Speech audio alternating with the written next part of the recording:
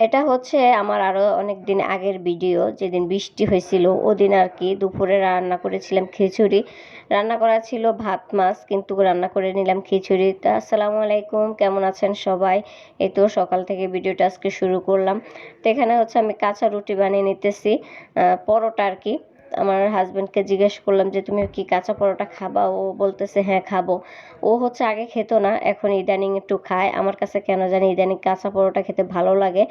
তো যাই হোক, এই যে ভেজে নিতেছি। আমি হচ্ছে চা দিয়ে খাবো, আর ও হচ্ছে চিনি দিয়ে খাবে। ও চিনি দিয়ে খেতে অনেক পছন্দ করে।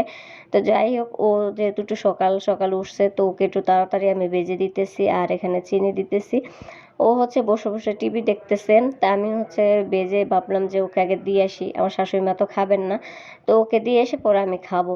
তো যাই হোক, আমি খেয়ে ছেলেকে স্কুল থেকে নিয়ে এসে এই তো এখন রান্না করতে আসলাম। খিচুড়ি রান্না করব, তাই মাংসকে একদম ছোট ছোট পিস করে কেটে নিলাম, যেন সবাই এক পিস করে অন্তত ভাগে পায়, এরকম আর কি। মুরগিটা ছিল ছোট। তো যাই হোক, এখানে হচ্ছে এই যে আতপ চাল, মুসুরির ডাল আর হচ্ছে আলু দিয়ে দিলাম, ছোট ছোট করে পিস করে আলু কেটে দিলাম। আর আতপ চাল দিয়ে কিন্তু খিচুড়িটা খেতে বেশি মজা লাগে। তো যাই হোক, এখানেই তো বসাইতেছি। হয়তো বা পোলাও চাইলে একটু ঘেরান আসে ভালো, কিন্তু আমার কাছে আতপ চালের খিচুড়ি বেশি মজা লাগে। তো এখানে একদম সব কিছু মশলা দিয়ে দিলাম। সব মশলা দিয়ে আমি আগে মুরগিটা দিয়ে দিব, মাংসটা কষায় নেব। আর যাই হোক, যেহেতু একটু ঝাল করব, তো একটু মরিচের গুঁড়োও দিলাম। আর বাচ্চারাও খাবে, তো মরিচের গুঁড়ো আর একটু দিলে হয়তো আর একটু বেশি ঝাল হয়ে যাবে। আমি কাঁচামরিচ যেহেতু দিব, এই জন্য কম করে দিলাম। এই তো মুরগিটা দিয়ে দিলাম, মুরগিটা দিয়ে আমি ভালো করে মুরগিটা কষিয়ে নেব। আর যেহেতু এটা ছোটো মুরগি, বেশি একটা কষানো লাগবে না, অল্প একটু কষে আমি এর সাথে চাল দিয়ে দিব, কারণ আলাদা রান্না করতে গেলে একটু বেশি ঝামেলা হয়ে যায়, তো তাড়াহুড়া করে রান্না করতেছি।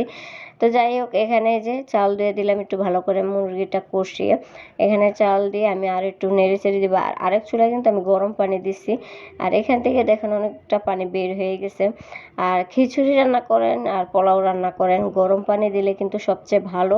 গরম পানি দিলে আপনার খিচুড়িটা তাড়াতাড়ি সিদ্ধ হয় এবং খেতেও ভালো লাগে। আর হচ্ছে নর্মাল পানি দিলে হয়তো বা সিদ্ধ হতে একটু সময় লাগে। তো যাই হোক, এই যে আমি পানি দিয়ে দিলাম এক পাতিল, যেহেতু লেটকা রান্না করব সেই জন্য এক পাতিল দিয়ে দিলাম। আর এই তো কাঁচামরিচ দিয়ে দিলাম। তো আমার শাশুড়ি মা আসলে সবাই খেয়ে বলতেছে অনেক মজা হয়েছে। তোমার শাশুড়ি মা বলতেছে এত অল্প রান্না করছো কেন, আর একটু বেশি রান্না করতে। একদম সমান সমান হয়েছে আমাদের। এটা কিন্তু আমার অনেক দিন আগের ভিডিও, আমি শেয়ার করতে পারি নাই। ওদিন বৃষ্টি হয়েছিল, তো দুপুরবেলা আমার শাশুড়ি মা বলতেছে একটু খিচুড়ি রান্না করো, আজকে খিচুড়ি খেতে ইচ্ছা করে।